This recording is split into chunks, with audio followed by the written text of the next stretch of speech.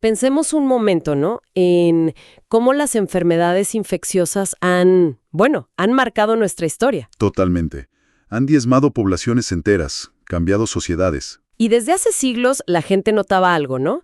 Que si sobrevivías a una plaga, como que quedabas protegido. Había un secreto ahí. Exacto. Esa observación es la base de todo lo que vamos a hablar hoy. Justamente. Hoy vamos a meternos de lleno en ese mundo fascinante de la inmunidad, las vacunas y también las inmunoglobulinas, esas defensas que a veces usamos directamente. Un tema apasionante, la verdad. Sí. Y para guiarnos, nos basamos en un texto médico de referencia, el capítulo 40 de Goodman and Gilman. Hemos extraído lo clave de ahí. Una excelente fuente, muy completa. La idea es, desentrañar cómo funcionan las vacunas. Desde esas prácticas antiguas, casi rituales, hasta la tecnología de ARN que, cambió todo hace poco. Un viaje larguísimo y lleno de ingenio. Veremos los tipos que hay, cómo el cuerpo aprende a defenderse e incluso cómo le damos a veces defensas prestadas. A ver, empecemos a desglosar esto. Dale. ¿Por dónde empezamos? Las raíces históricas, ¿te parece? ¿Cuándo empezamos a intentar activamente protegernos? La idea de buscar inmunidad es vieja, quizás del siglo V a.C. Pero si hablamos de prácticas documentadas, tenemos la variolación. Variolación. Suena intenso. Lo era. Se usaba en China ya en el siglo XVII contra la viruela. Consistía, básicamente, en tomar un poco de material de la pústula de alguien con viruela leve. ¡Ay, qué impresión! Y rasparlo en la piel de una persona sana. O a veces inhalarlo. Era, un intento de generar una infección más leve que la natural. Supongo que era un cálculo de riesgo, ¿no? Mejor eso que la viruela a pleno. Exactamente. La viruela natural tenía una mortalidad altísima, 20-30%. Con la variolación, bajaba a un 2-3%. Seguía siendo riesgoso, claro, pero la diferencia era brutal. Entiendo. ¿Y cómo llegó a Occidente? Bueno, por observaciones. Se vio en África, en esclavos que tenían cicatrices que indicaban prácticas similares. Y Lady Mary Montagu, una aristócrata inglesa, la observó en Constantinopla a principios del siglo XVIII y la promovió en Inglaterra. Pero me imagino la controversia. Tremenda. En Boston, por ejemplo, Cotton Mather y el Dr. Boylston la impulsaron, pero encontraron una oposición feroz. Médicos, religiosos, hasta citaban la Biblia diciendo que era obra de Satanás, ¿viste? Se mezclaba todo. Observación, miedo, religión. Qué interesante esa mezcla. Y ahí entra Jenner, ¿no? Él cambió el paradigma. Edward Jenner, sí, a fines del siglo XVIII. Fue un antes y un después. Él era médico rural y observó algo clave. Lo de las lecheras, ¿verdad? Eso mismo. Notó que las mujeres que ordeñaban vacas y se contagiaban de la viruela bovina, el cowpox, que era una enfermedad súper leve en humanos, Ajá. después no se enfermaban de la viruela humana, la grave. Exacto. Hizo la conexión. Entonces hizo su famoso experimento en 1796. Inoculó a un niño, James Pepys, con material de una pústula de cowpox de una lechera. Qué valiente el niño o los padres. Bueno, eran otros tiempos. Y funcionó. Después expuso al niño a la viruela humana y nada, estaba protegido. Jenner llamó a esto vacunación, de vaca en latín. Usó una enfermedad relacionada, pero mucho menos peligrosa. Un salto conceptual enorme, pasar de usar la misma enfermedad atenuada a usar una diferente pero relacionada. Totalmente, y mucho más seguro. ¿Y se aceptó rápido o también hubo resistencia? Dio su tiempo, Durante el siglo XIX se fue generalizando. Los gobiernos empezaron a recomendarla, incluso a hacerla obligatoria en algunos lugares. Y ahí seguro que aparecieron los primeros grupos antivacunas. Sí, ya desde entonces. Y también se observó algo importante, que la protección no duraba para siempre. De ahí surgió la idea de la revacunación. Claro. Y después, para darle una base científica más sólida, llegaron Pasteur y Koch. Fundamental. Louis Pasteur y Robert Koch establecieron sin dudas la teoría de los gérmenes, que microorganismos específicos causan enfermedades específicas. Eso permitió empezar a diseñar vacunas de forma más, digamos, racional. Ya no era solo observar, era entender al enemigo. ¿Y supongo que la tecnología ayudó también? Una funcione mejor, como las sales de aluminio que todavía se usan. Ayudantes. ¿Para qué sirven? Son como un llamado de atención extra para el sistema inmune. Hacen que la respuesta sea más fuerte y duradera, sobre todo con vacunas que no son de gérmenes vivos. El aluminio fue el primero, hace casi 90 años. Interesante. Sigue con los avances técnicos. Bueno, y la liofilización, el secado en frío, en los años 50. Eso permitió transportar vacunas a todo el mundo sin necesidad de una cadena de frío tan estricta. Un avance logístico tremendo. Y todo esto llevó a éxitos enormes, ¿no?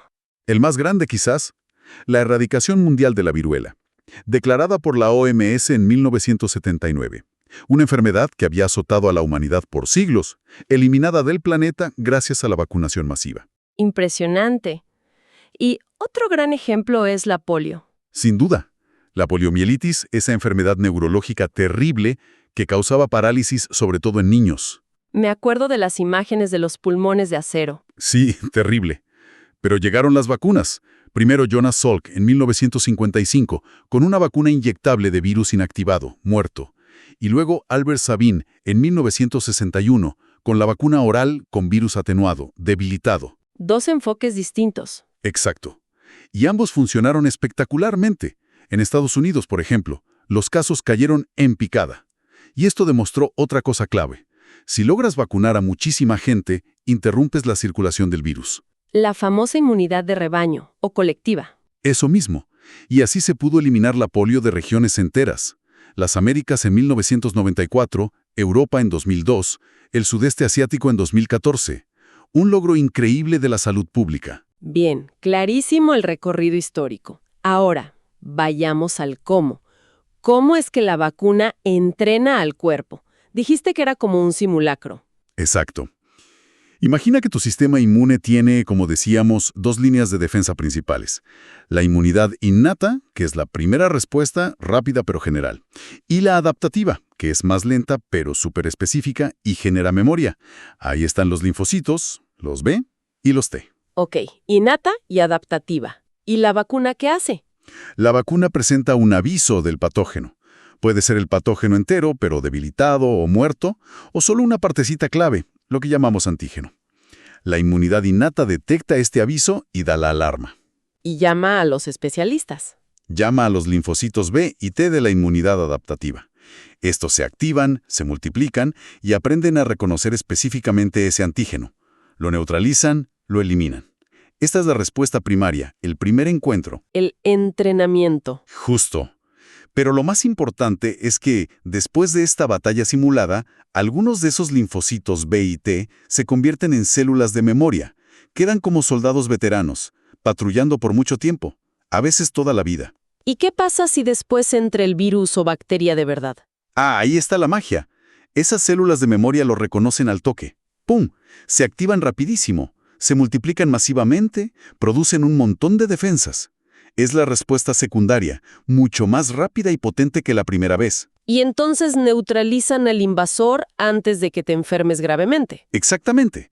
O quizás te da una versión muy leve, pero te evita la enfermedad grave. La vacunación aprovecha este mecanismo natural de memoria, pero de forma segura, sin tener que pasar por la enfermedad real la primera vez. Mencionaste linfocitos B y T. Hacen cosas distintas. ¿Sí? Tienen roles complementarios, pero distintos. Simplificando mucho, los linfocitos B son los que producen los anticuerpos. Los misiles teledirigidos. Es buena analogía. Son proteínas que se pegan al invasor y lo marcan para que otras células lo destruyan o directamente lo neutralizan impidiendo que infecte nuestras células. Al principio, en la respuesta primaria, hacen un tipo de anticuerpo llamado IgM, que es grande pero no tan específico. ¿Y después? Después, con más entrenamiento, a veces por eso se necesitan dosis de refuerzo, los linfocitos B pasan por un proceso de mejora, llamado maduración de la afinidad. Empiezan a producir anticuerpos mucho más específicos y potentes, principalmente la IgG. También hay otros tipos como IgA, IgD, IgE, con funciones más específicas. Entendido. ¿Y los linfocitos T? Los T son más complejos, hay varios tipos. Los TCD4+, o ayudadores, son como los directores de orquesta. Coordinan la respuesta inmune, ayudan a los linfocitos B a producir mejores anticuerpos. Son cruciales. ¿Y los otros Ts? Los TCD8+, o citotóxicos, son los asesinos. Su trabajo es patrullar y reconocer si alguna de nuestras propias células ha sido infectada por un virus, por ejemplo. Si la detectan, la eliminan para cortar la producción de más virus. O sea, ataca nuestras células infectadas. Correcto. Y tanto los TCD4 como los TCD8 también generan células de memoria, igual que los B. Así que la memoria inmunológica tiene componentes de ambos tipos de linfocitos. Una respuesta completa, idealmente, activa a los dos. Súper interesante. Entonces, la meta es generar esa memoria duradera de B y T. Y mencionaste que hay formas distintas de adquirir inmunidad, pasiva y activa. Exacto. Son dos estrategias generales. La inmunidad pasiva es cuando recibes las defensas ya hechas. No las fabricaste vos. Es como un préstamo temporal. ¿Temporal por qué? Porque esos anticuerpos que recibiste tienen una vida media, se van degradando y eliminando. No generaste las células de memoria que los producen. Dura semanas o meses, nada más. Ejemplos de pasiva. La natural es la más importante. La mamá le pasa anticuerpos IgG al bebé a través de la placenta antes de nacer. Y después, IgA por la leche materna, sobre todo el calostro. Es la primera protección del recién nacido mientras su propio sistema madura. Claro. ¿Y la artificial? La inmunidad artificial es cuando inyectamos directamente anticuerpos. El ejemplo clásico son los antivenenos para picaduras de serpiente o alacrán. Son anticuerpos, generalmente de caballo, que neutralizan la toxina. O también preparados de inmunoglobulinas humanas para prevenir o tratar ciertas infecciones si estuviste expuesto y no tenés defensas. Entendido. Eso es pasiva. ¿Y la activa? La inmunidad activa es la que genera tu propio cuerpo. Es cuando tu sistema inmune se expone a un antígeno y aprende a combatirlo, generando memoria a largo plazo. Es la que realmente te protege a futuro. ¿Y cómo se logra? De forma natural, sobreviviendo a la infección. Si te da sarampión y te curas, generalmente quedas inmune de por vida, pero claro, corres el riesgo de la enfermedad. ¿Y la forma artificial? Es la vacunación. Le presentamos al cuerpo ese aviso, el antígeno, de forma controlada y segura para que genere su propia respuesta activa y su memoria duradera, pero sin el peligro de la enfermedad grave. Perfecto. Y aquí es donde se pone realmente interesante, ¿no? Porque hay muchas formas de hacer ese aviso, o sea, muchos tipos de vacunas. Muchísimas. Es un campo que ha evolucionado tremendamente. Cada tecnología tiene sus ventajas y desventajas, y se elige según el patógeno, la población a la que va dirigida. A ver, contame de los tipos principales. Bueno, podríamos agruparlas. Primero, las clásicas, que usan el microorganismo entero. Están las vivas atenuadas. Atenuadas, o sea, debilitadas. Exacto. Se toma el virus o la bacteria real y se lo hace pasar por condiciones de laboratorio que lo debilitan. Le quitan fuerza para causar enfermedad grave, pero sigue vivo y se puede multiplicar un poco en el cuerpo. Conserva su capacidad de alertar bien al sistema inmune. ¿Ventajas? Generan una respuesta inmune muy completa, muy parecida a la infección natural. Activan tanto anticuerpos B como células T. Por eso suelen dar una inmunidad muy duradera. A veces con 1 o 2 dosis es suficiente. Suena ideal. ¿Desventajas? Bueno, como están vivas, aunque debilitadas, generalmente necesitan cadena de frío para mantenerse estables. Hay un riesgo teórico, bajísimo pero existente, de que en alguna persona puedan revertir y causar algo de enfermedad, especialmente si tiene el sistema inmune muy debilitado. Por eso no se recomiendan en embarazadas o personas inmunocomprometidas severas. Ejemplos de estas. Muchas de las vacunas infantiles clásicas, sarampión, paperas, rubeola, la triple viral o MMR, varicela, rotavirus, la polio oral de Sabin, fiebre amarilla. También la BCG contra la tuberculosis, aunque esa es una bacteria y es un poco más compleja. Ok, vivas, atenuadas. ¿Cuál es la otra opción con el germen entero? Usar el microorganismo inactivado, o sea, muerto. Se lo mata con calor, químicos o radiación. Ya no puede replicarse ni causar enfermedad de ninguna manera. Ventajas de estas. Son muy seguras en ese sentido. No hay riesgo de que causen la enfermedad.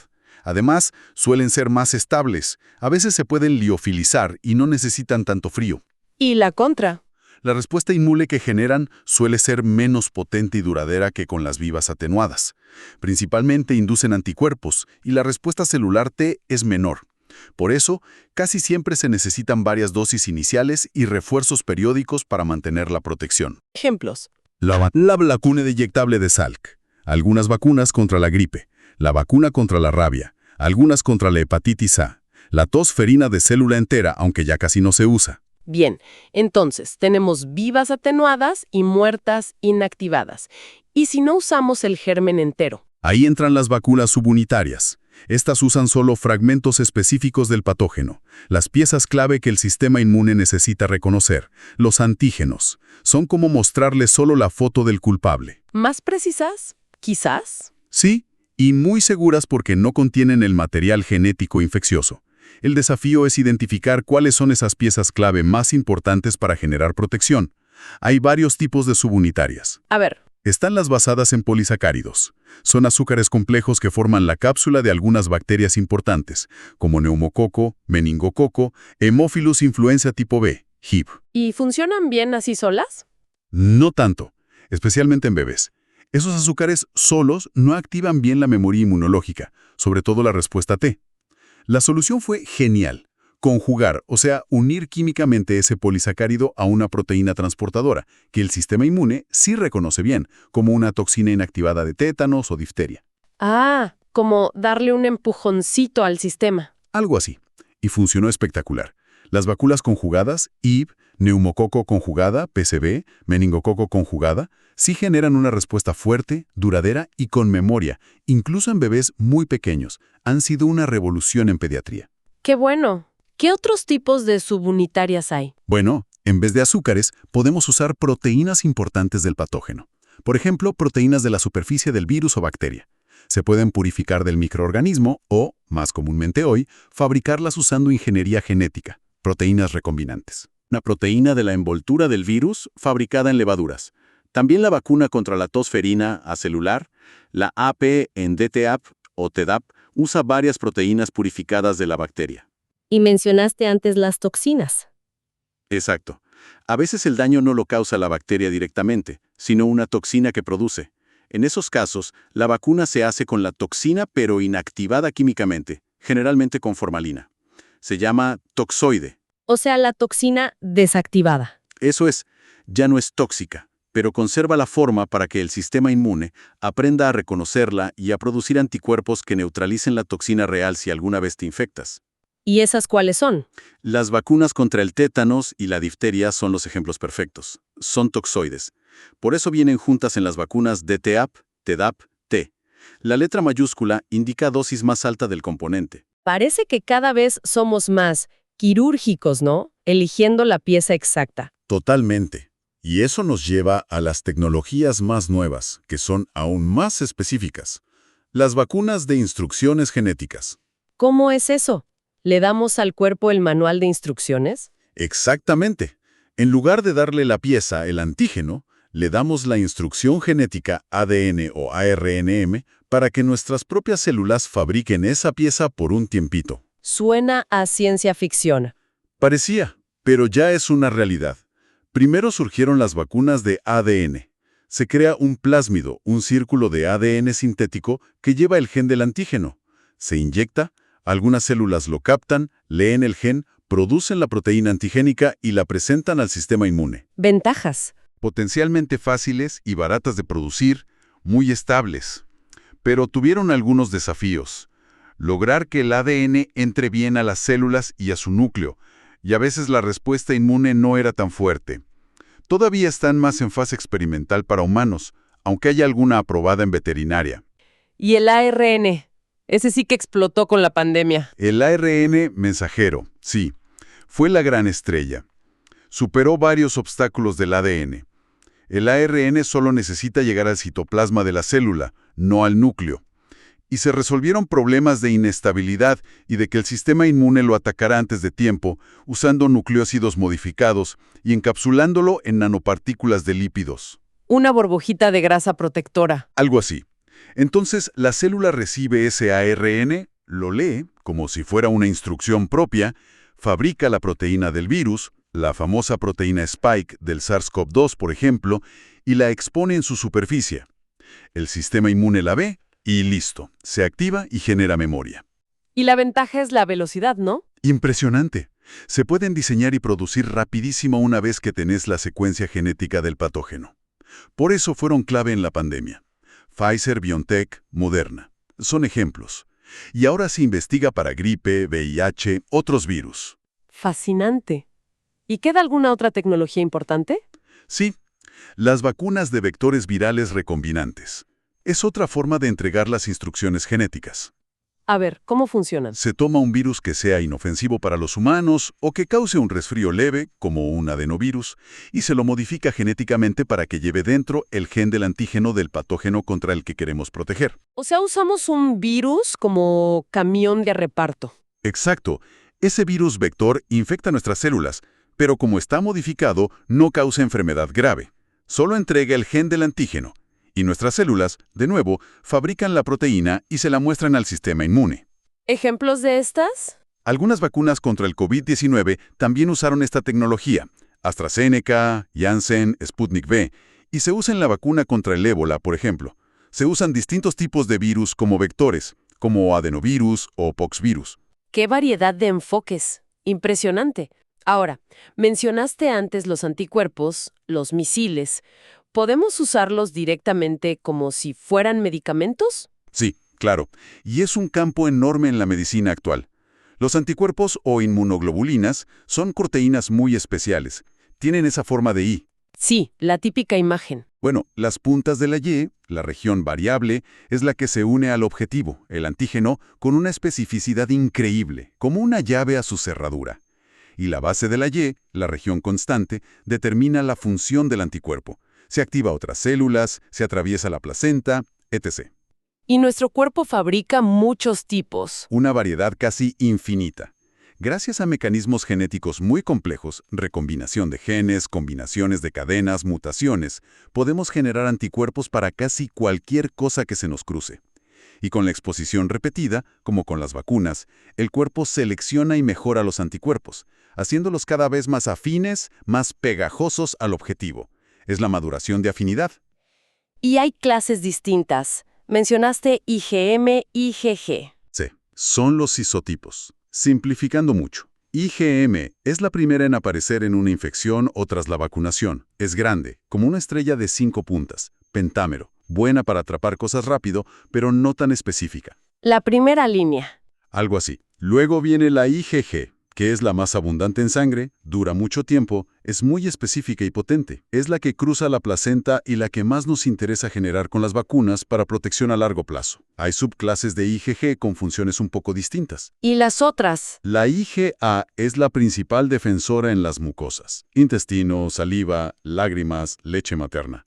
Actúa ahí en la puerta de entrada. La IgE está en cantidades muy bajas y se asocia más a la defensa contra parásitos y, lamentablemente, a las alergias. Y la IgD está en la superficie de los linfocitos B jóvenes. Su función no está del todo clara. Ok. ¿Y cómo los convertimos en medicamentos? Usando la tecnología de anticuerpos monoclonales. MABs, mono, porque son todos idénticos, producidos por un solo clon de células B en el laboratorio, y diseñados para reconocer un único objetivo súper específico. ¿Y se usan mucho? Muchísimo.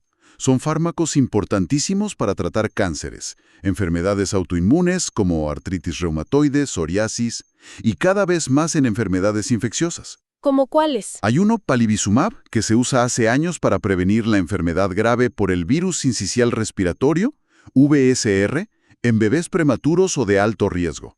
Durante la epidemia de ébola, se desarrollaron cócteles de MABs que redujeron muchísimo la mortalidad. ¡Qué bien! Y con el COVID-19, vimos un desarrollo rapidísimo de varios MVABs, bamlanivimab, casirivimab, sotrovimab, que se usaron al principio de la infección para evitar que la gente se agravara.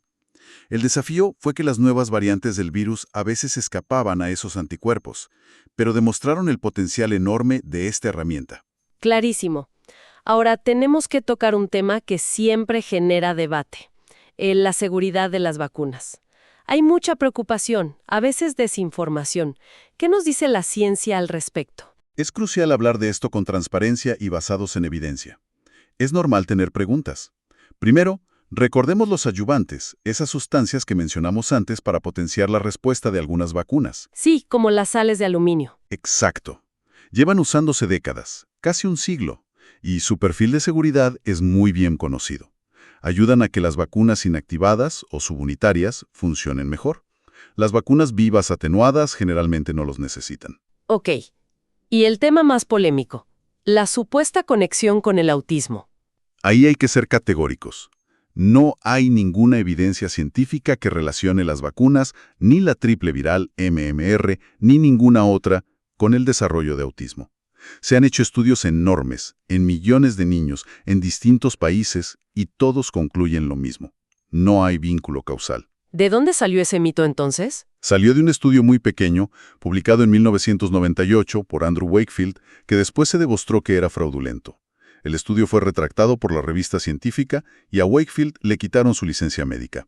Pero el daño ya estaba hecho, el miedo se había instalado. Es increíble cómo persiste un mito así. Sí, las causas del autismo son complejas, multifactoriales, con componentes genéticos y ambientales, pero las vacunas no están entre ellas. Es un consenso científico muy sólido. Bien, otro tema era el timerosal, el conservante con mercurio. Cierto, el timerosal se usaba, sobre todo antes, en viales multidosis para prevenir la contaminación por bacterias u hongos una vez abierto el frasco. Contiene etilmercurio, que es distinto al metilmercurio, el que se acumula por comer pescado contaminado. El etilmercurio se procesa y elimina del cuerpo mucho más rápido. ¿Y se sigue usando? Por precaución y para calmar preocupaciones públicas, aunque no había evidencia de daño, se eliminó o redujo a cantidades ínfimas en casi todas las vacunas infantiles de rutina hace muchos años, al menos en Estados Unidos y Europa. Solo queda en algunos viales multidosis de vacuna antigripal. Y de nuevo, múltiples estudios han descartado cualquier relación con el autismo u otros problemas neurológicos. Entonces, ¿cuáles son los efectos secundarios reales que sí pueden ocurrir? Como cualquier intervención médica, las vacunas pueden tener efectos secundarios. Los más comunes son leves y esperables. Dolor, enrojecimiento o hinchazón en el lugar del pinchazo. A veces un poco de fiebre, cansancio o irritabilidad, sobre todo en bebés. Son señales de que el sistema inmune está respondiendo, trabajando. ¿Y los efectos serios? Los eventos adversos serios son extremadamente raros. Hablamos de frecuencias de 1 en cientos de miles o incluso 1 en millones de dosis. Se monitorean muy de cerca. Antes de aprobar una vacuna, se prueba en decenas de miles de personas en los ensayos clínicos. ¿Y después de aprobada? La vigilancia continúa. Hay sistemas de farmacovigilancia, como VARs en Estados Unidos o los de cada país, donde médicos y público pueden reportar cualquier evento adverso sospechoso. Si surge una señal, se investiga a fondo. ¿Algún ejemplo donde se haya detectado algo? Sí, pasó hace años con una de las primeras vacunas contra el rotavirus, RotaShield. La vigilancia postcomercialización detectó un aumento muy pequeño del riesgo de un problema intestinal llamado invaginación o intususcepción. La vacuna se retiró del mercado. Esto demuestra que el sistema de vigilancia funciona, incluso para detectar eventos muy raros. Entiendo. Y leí otras preocupaciones que a veces circulan. Alergias, convulsiones. A ver, las alergias graves anafilaxia a algún componente de la vacuna son posibles, pero rarísimas. Si alguien tiene una alergia conocida grave a un componente específico, esa vacuna está contraindicada para esa persona. ¿Y los desmayos? El síncope vasovagal, o desmayo, puede ocurrir sobre todo en adolescentes y adultos jóvenes, más por el miedo o la ansiedad al pinchazo que por la vacuna en sí. Por eso se recomienda observar a la persona sentada unos 15 minutos después de vacunarse para evitar que se lastime si se marea. Convulsiones febriles. Las convulsiones febriles pueden ocurrir en niños pequeños cuando tienen fiebre alta, por cualquier causa. Hay un riesgo ligeramente aumentado de convulsión febril en los días posteriores a algunas vacunas que pueden dar fiebre, como la triple viral MMR o combinadas, pero es un riesgo muy bajo. Y lo importante es que las enfermedades que previenen estas vacunas, como el sarampión o la gripe, causan mucha más fiebre y tienen un riesgo mucho mayor de convulsiones y otras complicaciones graves. O sea, el beneficio supera ampliamente ese riesgo mínimo. Sin duda, otro más. El síndrome de Guillain-Barré, SGB, es un trastorno neurológico raro en el que el propio sistema inmune ataca los nervios. A menudo ocurre después de una infección, gastrointestinal o respiratoria. ¿Y las vacunas? Hubo una posible asociación con la vacuna de la gripe porcina de 1976, aunque todavía se debate. Con las vacunas de la gripe estacional actuales, el riesgo, si existe, es mínimo, alrededor de un caso adicional por millón de vacunados. Es importante saber que la propia infección por gripe tiene un riesgo bastante mayor de causar SGB que la vacuna. ¿Y la muerte súbita del lactante? El síndrome de muerte súbita del lactante SMSL ocurre en el primer año de vida, que es justo cuando los bebés reciben muchas vacunas. Pero es solo una coincidencia temporal. Estudios muy grandes han demostrado que las vacunas no aumentan el riesgo de SMSL, e incluso algunas podrían tener un efecto protector. Y por último, dar varias vacunas juntas es seguro. A veces el calendario parece muy cargado. Sí, es seguro y es la práctica recomendada. El sistema inmune de un bebé está diseñado para enfrentarse a miles de antígenos del ambiente todos los días. Las vacunas combinadas o administradas en la misma visita han sido estudiadas rigurosamente juntas. Dar varias a la vez reduce el número de visitas al médico, el estrés para el niño y los padres y asegura que el bebé esté protegido lo antes posible contra varias enfermedades. Queda claro entonces que la seguridad se vigila muchísimo. Muchísimo. Y es crucial entender el impacto negativo de la desinformación. Cuando bajan las tasas de vacunación por miedos infundados, reaparecen enfermedades que teníamos controladas, como el sarampión o la tosferina. Y eso afecta a todos, pero sobre todo a los más vulnerables. Bebés muy pequeños para ser vacunados, personas inmunocomprometidas. La inmunidad colectiva nos protege a todos. Un mensaje importante. Entonces, para ir cerrando el ciclo, ¿cómo se aprueba finalmente una vacuna y qué podemos esperar a futuro? Bueno, el proceso de licencia o aprobación es largo y exigente. Pasa por las fases de ensayos clínicos que mencionamos, fase 1, 2 y 3, donde se prueba en un número creciente de voluntarios para evaluar seguridad, dosis óptima y eficacia. ¿Eficacia comparada con qué? Generalmente comparada con un placebo, una inyección sin vacuna, o con otra vacuna ya existente. Se miden los correlatos de protección, o sea, marcadores medibles como niveles de anticuerpos que predicen si la persona estará protegida. ¿Y quién aprueba? Agencias reguladoras gubernamentales muy estrictas, como la FDA en Estados Unidos, la EMA en Europa, AMAT en Argentina, COFEPRIS en México, ANVISA en Brasil. Cada país o región tiene la suya. Revisan todos los datos de los ensayos. Y luego, comités asesores de expertos, como el ACIP en Estados Unidos, hacen recomendaciones sobre cómo y cuándo usar las vacunas aprobadas en la población. Un proceso complejo. ¿Y el futuro? ¿Qué se viene? El futuro es muy prometedor. Por un lado, mejorar las vacunas que ya tenemos, hacerlas más eficaces, que duren más, que necesiten menos dosis, que sean más estables al calor. Por otro lado, desarrollar vacunas para nuevos objetivos. ¿Cómo cuáles? Los grandes desafíos siguen siendo el VIH, la malaria, la tuberculosis. También se trabaja mucho en vacunas terapéuticas, no solo para prevenir, sino para tratar enfermedades como el cáncer, estimulando el sistema inmune a atacar las células tumorales, o incluso para tratar enfermedades autoinmunes, enseñando al sistema inmune a calmarse, vacunación inversa o negativa. Vacunas para tratar. Eso es un cambio de concepto. Totalmente. Y también mejorar la administración. Buscar alternativas a la aguja. Vacunas orales, nasales, parches para la piel que se disuelven. Hacer la vacunación más fácil y accesible. Y me imagino que mejorar la respuesta en poblaciones especiales. Exacto. Ancianos, cuyo sistema inmune envejece, inmunosenescencia, bebés muy pequeños. Buscar ayudantes o plataformas nuevas que funcionen mejor en ellos.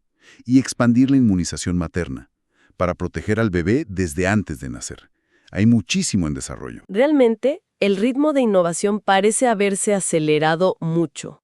Sí, la pandemia de COVID-19, a pesar de todo lo terrible, impulsó muchísimo la tecnología de vacunas, sobre todo ARM y vectores virales, y también los procesos regulatorios para emergencias. Ha sido un recorrido fascinante, ¿eh? Desde esas primeras observaciones, la variolación, Jenner y su vaca, hasta diseñar moléculas de ARM en una computadora. Un camino increíble del ingenio humano.